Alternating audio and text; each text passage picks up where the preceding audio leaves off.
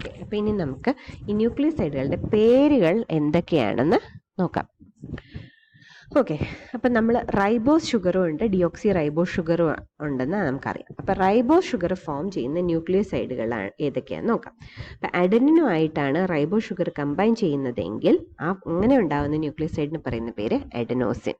ഗ്വാനിനാണെങ്കിൽ guanosine. തൈമീനൊരു വ്യത്യാസമുണ്ട്. തൈമീൻ ശരിക്കും RNA-യിലല്ല കാണുന്നത്, DNA-യിലാണ് കാണുന്നത്. അപ്പം തൈമീൻ യൂഷ്വലി റൈബോസ് ഷുഗറുമായിട്ട് കമ്പൈൻ ചെയ്യുന്നതായിട്ട് കാണാറില്ല. എന്നാൽ പോലും റൈബോസ് ഷുഗറുമായിട്ട് നമ്മൾ തൈമീനെ ലിങ്ക് ചെയ്താൽ അങ്ങനെ ഉണ്ടാവുന്ന കോമ്പൗണ്ടിനെ നമ്മൾ തൈമീൻ്റെ ഡെറിവേറ്റീവായിട്ടല്ല, യൂറാസിലിൻ്റെ ഡെറിവേറ്റീവായിട്ടാണ് പറയുന്നത്. ദാറ്റ് ഇസ് 5-methyl യൂറിഡീൻ എന്നാണ് വിളിക്കുക. റൈബോസ് ഷുഗർ തൈമീനുമായിട്ട് കമ്പൈൻ ചെയ്യുമ്പോൾ ഉണ്ടാവുന്ന ന്യൂക്ലിയോസൈഡിനെ 5-methyl യൂറിഡീൻ എന്ന് വിളിക്കുള്ളൂ. കാര്യം തൈമീൻ ഈസ് ആക്ച്വലി 5-methyl യുറാസിൽ. നമ്മൾ യുറാസിലിൻ്റെ സ്ട്രക്ചറും തൈമീൻ്റെ സ്ട്രക്ചറും കൂടെ എടുത്തു നോക്കിക്കഴിഞ്ഞാൽ ഇത് രണ്ടും തമ്മിൽ ഒരു വ്യത്യാസമേ ഉള്ളൂ. യുറാസിലിൽ ഒരു മീഥൈൽ ഗ്രൂപ്പ് വരുന്നതാണ് തൈമീൻ. ഓക്കെ, അതുകൊണ്ടാണ് തൈമീനെ നമ്മൾ യുറാസിലിൻ്റെ ഡെറിവേറ്റീവായിട്ട് പറയും. റൈബോസ് ഷുഗറുമായിട്ട് കമ്പൈൻ ചെയ്ത് 5-methyl യൂറിഡീൻ എന്നാണ് പറയുക. ഓക്കെ, ഇനി റൈബോസ് ഷുഗർ സൈറ്റോസിൻ ആയിട്ടാണ് ലിങ്ക് ചെയ്യുന്നതെങ്കിൽ ഉണ്ടാകുന്ന കോമ്പൗണ്ടിനെ സൈറ്റിഡീൻ എന്ന് പറയും. യുറാസിലാണെങ്കിൽ യൂറിഡീൻ എന്ന് പറയും. ഓക്കെ, അപ്പം ഇങ്ങനെ ഈ 5 ന്യൂക്ലിക് ആസിഡ് ബേസസ് ആയിട്ട് ലിങ്ക് ചെയ്യുമ്പോൾ ഉണ്ടാകുന്ന ന്യൂക്ലിയോസൈഡാണ് നമ്മൾ കണ്ടത്. ഇനി ഡിയോക്സി റൈബോസ് ആണെങ്കിൽ എന്താ വ്യത്യാസം എന്നറിയാമോ? ഈ പേരിൻ്റെ ഒപ്പം ഡിയോക്സി എന്നും കൂടെ ചേർത്താൽ മതി. അഡനിൻ ആണെങ്കിൽ ഡിയോക്സി അഡനോസിൻ, ഗ്വാനിൻ ആണെങ്കിൽ ഡിയോക്സി ഗ്വാനോസിൻ. പക്ഷേ തൈമിൻ ആണെങ്കിൽ അതിന് തൈമിഡീൻ എന്ന് പറയാം. 5-methyl യൂറിഡീൻ എന്നല്ലേ റൈബോസ് ഷുഗറിൻ്റെ പേര് പറഞ്ഞിരുന്നത്, പക്ഷേ ഇവിടെ നമ്മൾ തൈമിഡീൻ എന്ന് നമുക്ക് പറയാം. ഇനി ഡിയോക്സി റൈബോസ് ഷുഗർ സൈറ്റോസിനായിട്ട് ലിങ്ക് ചെയ്യുമ്പോൾ ഡിയോക്സി സൈറ്റിഡീൻ, യുറാസിലുമായിട്ട് ലിങ്ക് ചെയ്യുമ്പം ഡിയോക്സി യൂറിഡീൻ. ഇത് ചിലപ്പോൾ പരീക്ഷയ്ക്ക് ചോദിക്കാറുണ്ട്. റൈബോസ് ഷുഗർ പ്ലസ് അഡനിൻ, അതല്ലെങ്കിൽ deoxy ribose sugar plus adenine, അതിൻ്റെ പേരെന്താണെന്ന് ചോദിക്കാറുണ്ട്. അപ്പം these are the nucleosides found in nucleic acids.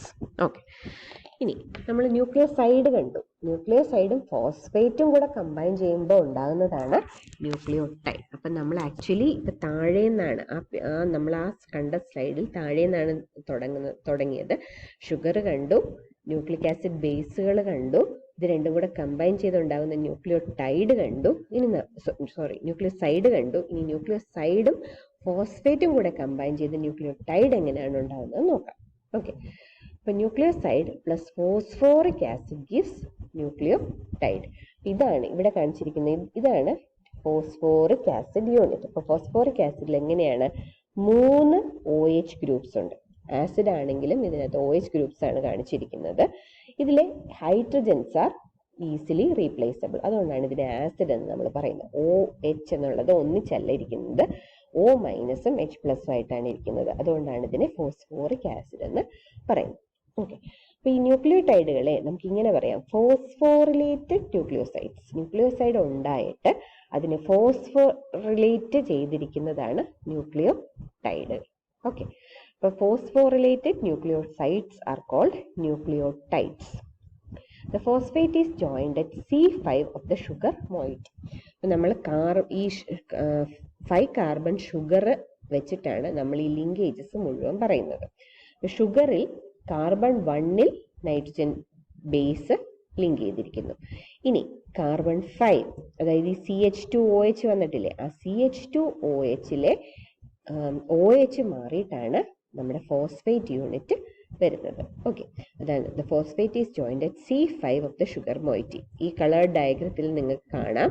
ഇതാണ് 1 കാർബൺ 1, ഇത് 2, ഇത് 3, ഇത് 4, ഇവിടെ 5. ഈ 5-ൽ നമ്മൾക്കറിയാം ഇവിടെ ഒരു OH ആണുള്ളത്. ആ OH ഫോസ്ഫേറ്റിൻ്റെ ഹൈഡ്രജനുമായിട്ട് കമ്പൈൻ ചെയ്തൊരു വാട്ടർ മോളിക്യൂൾ എലിമിനേറ്റ് ചെയ്യും. എന്നിട്ട് ഒരു ഫോസ്ഫേറ്റ് യൂണിറ്റ് അവിടെ ലിങ്ക് ചെയ്യും. അപ്പം ദിസ് കോമ്പൗണ്ട് ഈസ്, ഇത് അഡനിൻ ആണ്, ഇത് ഡിയോക്സി റൈബോസ് ഷുഗർ ആണ്. അപ്പം ഇതിൻ്റെ പേരെന്താണ്? ഡിയോക്സി അഡനോസിൻ. ഡിയോക്സി അഡനോസിൻ, ഒരു ഫോസ്ഫേറ്റ് യൂണിറ്റും കൂടെ വന്നു. ഇതിൻ്റെ പേര് ഡിയോക്സി അഡനോസിൻ മോണോഫോസ്ഫേറ്റ്. ഇനി ഇവിടേക്ക് ഒരു ഫോസ്ഫേറ്റ് യൂണിറ്റും കൂടെ ലിങ്ക് ചെയ്യുകയാണെങ്കിൽ ഡൈഫോസ്ഫേറ്റ്, ഡിയോക്സി അഡിനോസിൻ ഡൈഫോസ്ഫേറ്റ്. ഇനി 3 യൂണിറ്റ് ആണ് 3 ഫോസ്ഫേറ്റ് ലിങ്ക് ചെയ്തിട്ടുണ്ടെങ്കിൽ, അതായത് നമുക്കറിയാലോ ഓരോ ഓക്സിജനിലും കൂടി ഇനിയും പിന്നെ ലിങ്ക് ചെയ്യാം. അപ്പൊ ഓരോ ഓക്സിജനിലെ ഒരു ഫോസ്ഫേറ്റ് യൂണിറ്റും കൂടെ വരികയാണെങ്കിൽ ഡൈഫോസ്ഫേറ്റ് ആകാം, പിന്നെ ഒരെണ്ണം കൂടെ വരികയാണെങ്കിൽ ട്രൈഫോസ്ഫേറ്റ് ആകാം. അപ്പൊ 3 ഫോസ്ഫേറ്റ് യൂണിറ്റ്സ് ലിങ്ക് ചെയ്യുകയാണെങ്കിൽ അതിനെ അഡനോസിൻ, ഡിയോക്സി അഡനോസിൻ ട്രൈഫോസ്ഫേറ്റ്. ഇതൊക്കെയാണ് ATP, അഡനോസിൻ ട്രൈഫോസ്ഫേറ്റ്. ഓക്കെ, ഇതാണ് നമ്മുടെ ന്യൂക്ലിയോടൈഡുകൾ. ഓക്കെ, അപ്പൊ നമുക്ക് ഇന്നത്തേക്ക് ഇത്രയും മതി. അപ്പൊ ഇന്നത്തെ ക്ലാസ്സിൽ നമ്മൾ എന്തൊക്കെയാണ് കണ്ടതെന്ന് നമുക്ക് ഒന്നുകൂടെ ഒന്ന് റീക്യാപ്പ് ചെയ്യാം. ഓക്കെ, അപ്പൊ നമ്മൾ എന്തൊക്കെയാണ് ഇന്ന് കണ്ടത്? ന്യൂക്ലിക് ആസിഡ്സ്, അതിനു മുമ്പ് ന്യൂക്ലിയോ പ്രോട്ടീൻസ്. ന്യൂക്ലിയോ പ്രോട്ടീൻ എന്ന് പറഞ്ഞാൽ അതിനകത്ത് ന്യൂക്ലിക് ആസിഡും ഉണ്ട്, പ്ലസ് പ്രോട്ടീൻ പാർട്ടും ഉണ്ട്. ആ പ്രോട്ടീൻ പാർട്ട് 2 തരത്തിലുണ്ടാകാം. ഒന്നുകിൽ ഹിസ്റ്റോൺ ആകാം, അതും അല്ലെങ്കിൽ പ്രോട്ടമീൻ ആകാം. ഓക്കെ, ഇനി ഈ ന്യൂക്ലിക് ആസിഡാണ് നമുക്ക് ഈ ചാപ്റ്ററിൽ പഠിക്കാനുള്ളത്. ഈ ന്യൂക്ലിക് ആസിഡിനെ നമ്മൾ ഹൈഡ്രോളിസിസ് ചെയ്യുമ്പോൾ നമുക്ക് എന്തൊക്കെയാ കിട്ടുന്നത്? ആദ്യം കിട്ടുന്നത് ന്യൂക്ലിയോടൈഡുകൾ.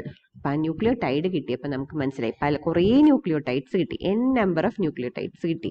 അപ്പൊ അതിന്റെ അർത്ഥം nucleic acids are poly nucleotides. ഇനി ന്യൂക്ലിയോടൈഡുകൾ, ഓരോ ന്യൂക്ലിയോടൈഡും എടുത്ത് വീണ്ടും ഹൈഡ്രോളൈസ് ചെയ്തപ്പോൾ നമുക്ക് കിട്ടിയത് എന്താണ്? ന്യൂക്ലിയോസൈഡും ഫോസ്ഫേറ്റും കിട്ടി. ഓക്കെ, ഫോസ്ഫേറ്റും കിട്ടി. ഇനി ഈ ന്യൂക്ലിയോസൈഡ് എടുത്ത് വീണ്ടും ഹൈഡ്രോളൈസ് ചെയ്തപ്പോൾ എന്താ കിട്ടിയേ? നമുക്ക് 5 കാർബൺ ഷുഗർ, അതായത് ഒരു പെൻറ്റോസും പിന്നെ ഒരു ന്യൂക്ലിയോ ബേസും കിട്ടി. ഓക്കെ, ഇനി നമ്മൾ ഈ ന്യൂക്ലിയോ ബേസിനെ സ്റ്റഡി ചെയ്തു. ന്യൂക്ലിയോ ബേസുകൾ ഏതൊക്കെയുണ്ട്? പ്യൂരീൻസും ഉണ്ട്, പ്ലസ് പ്യൂരീൻസും ഉണ്ട്, പിരിമിഡീൻസും ഉണ്ട്. ഓക്കെ, പ്യൂരീൻസ് ഏതൊക്കെയാണ്? അഡനിനും ഗ്വാനിനും. ഇത് രണ്ടുമാണ് 2 തരം പ്യൂരിൻ. പിരിമിഡീൻ ഏതൊക്കെയായിരുന്നു? തൈമിനുണ്ട്,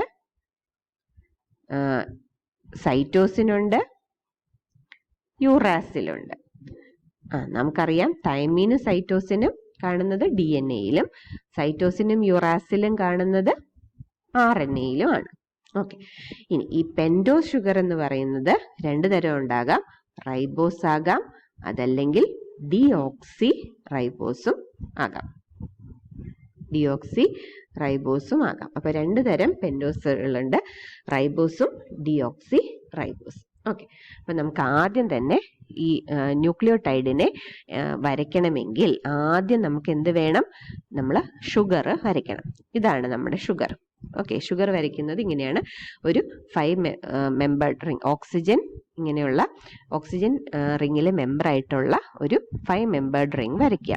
ഓക്കെ, ഇനി ഇവിടെ ഇത് OH, ഇത് C1, ഇത് C2, ഇവിടെ OH വരികയാണെങ്കിൽ അത് റൈബോസ് ആണ്. ഇവിടെ OH, ഇവിടെ CH2OH. ഓക്കെ, അപ്പൊ ഇതാണ് നമ്മുടെ റൈബോസ് ഷുഗർ. ഡിയോക്സി റൈബോസ് ആണെങ്കിൽ എങ്ങനെ ഇരിക്കും? ഇങ്ങനെ വരയ്ക്കുക. ഇവിടെ OH, ഇവിടെ H, ഇവിടെ രണ്ടും H വരികയാണെങ്കിൽ അത് ഡിയോക്സി റൈബോസ് ആണ്. HOH, CH2OH. അപ്പൊ ഇത് 5 കാർബൺസ് ആണ്. 1 2 3 4 5 കാർബൺസ് ഉള്ളു. ഇനി നമ്മൾ ന്യൂക്ലിയോടൈഡ് വരയ്ക്കുകയാണ്. അപ്പൊ ആദ്യം നമ്മൾ ഷുഗർ വരയ്ക്കുക. ഷുഗറിന്റെ കാർബൺ 1ലുള്ള ഹൈഡ്രജനും നമ്മുടെ ബേസ്, നമുക്ക് അഡനിൻ വരയ്ക്കാം. അഡനിനാണ് ഏറ്റവും സിമ്പിൾ ആയിട്ടുള്ളത്, അതുകൊണ്ട് ഞാൻ അഡനിനാ വരയ്ക്കുന്നേ.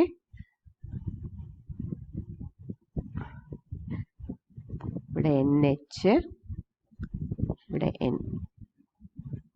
ഓക്കെ, ഇതില് ഇതാണ് 9th കാർബൺ. നമ്മൾ സോറി, ഇവിടെ ഒരു NH2 ഉണ്ട്, ആരോമാറ്റിക് ആണ്. ഓക്കെ, സോറി,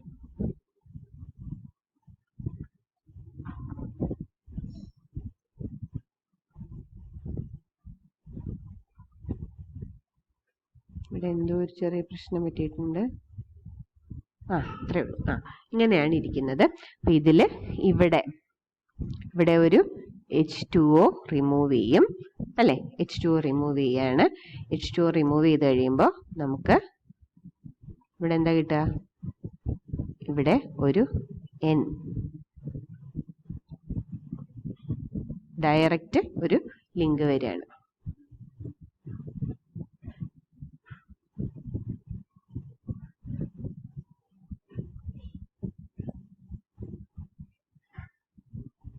ഓക്കെ, അപ്പൊ N ഗ്ലൈക്കോസൈഡിക് ലിങ്ക് ഫോം ചെയ്തു. അപ്പൊ ഇത് C1ഉം N9ഉം കൂടെ ജോയിൻ ചെയ്യാണ്.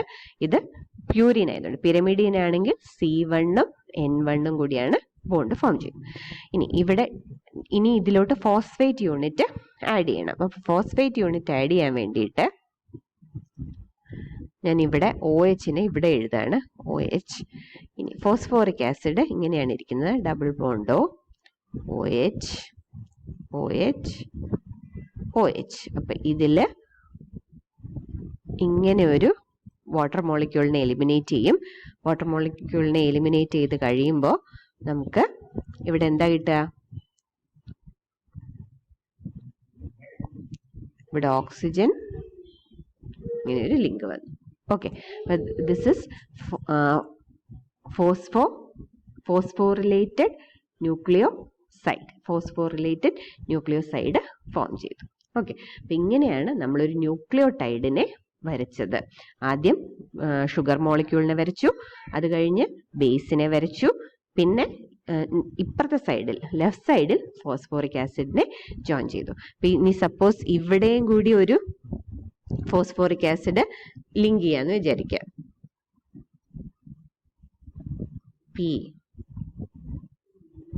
OH. അപ്പൊ ഇത് ഡൈഫോസ്ഫേറ്റ് ആയി.